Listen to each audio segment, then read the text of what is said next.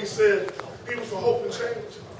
Some of us right now just hope he changes. But just in case he doesn't, you know, we noticed that he kept saying, you know, yes, we can. And we realized from the actions of the last 2 years, what he really meant was, no, you can't, but the government will do it for you. And we in this room understand that that is not an American guy. That's not who we are. And we see these challenges in so many different ways. You know, we see them in terms of what happens every 5 minutes. 67 new American children are born into this country. And what do their parents get? They get a birth certificate in one hand, they get a birth certificate in one hand, and they get a $45,000 federal debt bill in the other because of the spending that's been going on. And quite frankly, when you've got a $14 trillion debt, you've got a $1.5 trillion deficit. When you're looking at the fact that the CBO says that debt to GDP ratio will be upwards of 85% by 2016. And we know when you approach those kinds of levels, we're losing 1 million jobs a year. And so, my friends, we have got to be about the business of cutting spending, ending earmarks.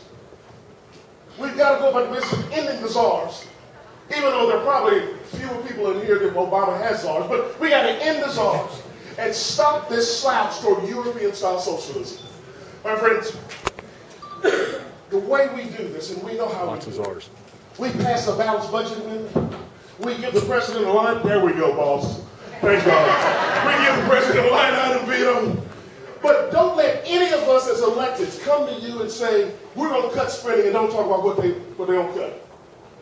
I had the great honor to be an assistant secretary of education under George H.W. Bush. We didn't have a Department of Education in 1979, and we don't need one in 2013.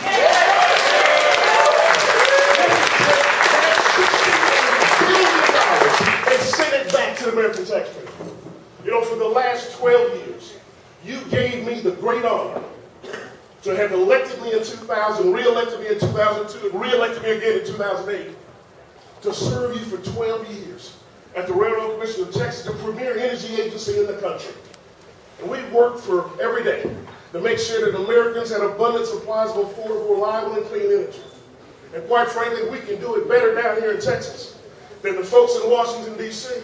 And you can get that back, $1.7 billion to the Department of Energy back as well. We didn't have it before 1975. We don't need it after 2013. My friends, President George W. Bush gave my wife a great honor. He appointed her to something called the Corporation for National and Community Service.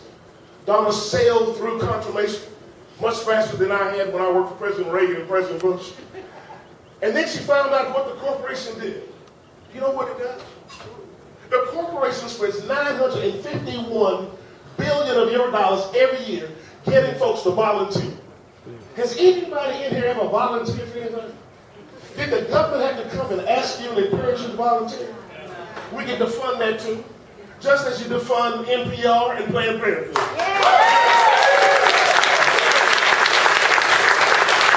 But going forward, we have to have a program that's more than simply an austerity program.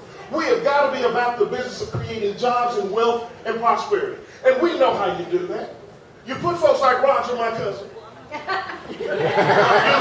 you let businessmen go be businessmen. Is that a hint to you about what I think ought to happen in the future? You let businessmen be businessmen. But a couple things that we ought to be doing. My father is a retired high school football coach. In 2000, Dad was inducted into the Texas High School Coaches Hall of Fame. Dad says when your team is not winning and other teams are, you might want to look and see what they're doing and start doing it. If we look around the world at countries that were moving forward prior to this Great Recession, what were many of them doing? Think about those Eastern European countries. They had moved to a low, simple, flat tax. My friends, it's a way for us to energize this economy. We eliminate the death tax. We obviously reduce corporate gains taxes. We've got to do those things in order to energize this economy.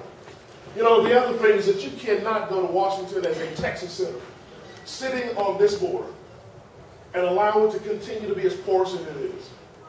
You know, I'm reminded of the statement of Pope John Paul II, who said that America is the continent of hope because we are developed with one astounding idea that all men are created equal. We want people to come to America.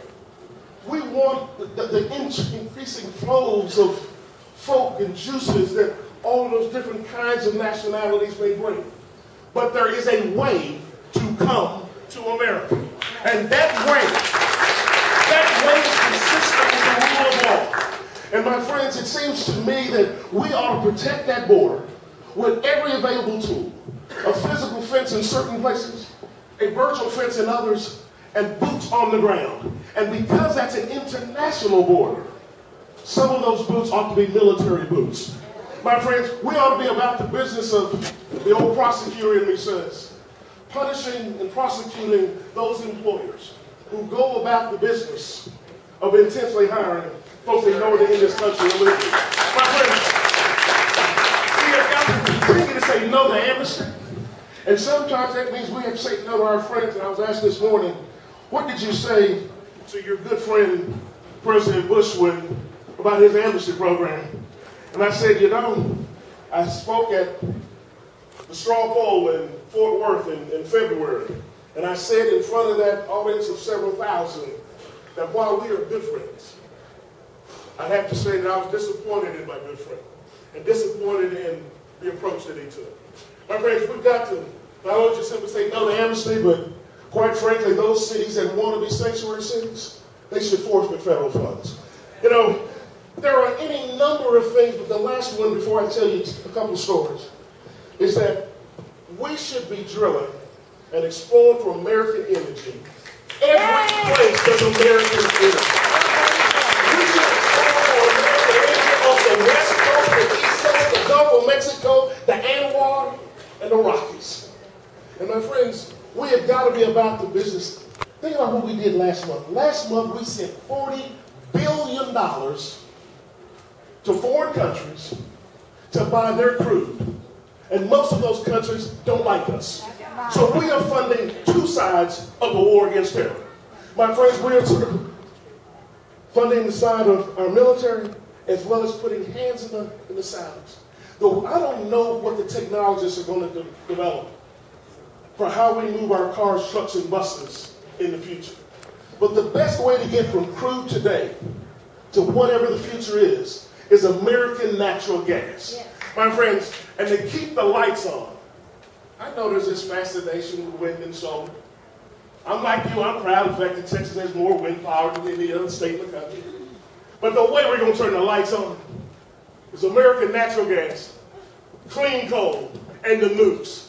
We have got to turn the nukes back on. We're going to be building about 100 of them over the next 25 years. And interesting enough, you notice that 65% of the power in France is nuclear fired. 35% of the power in Japan is nuclear fired. My goodness, if the French can figure it out, surely we can.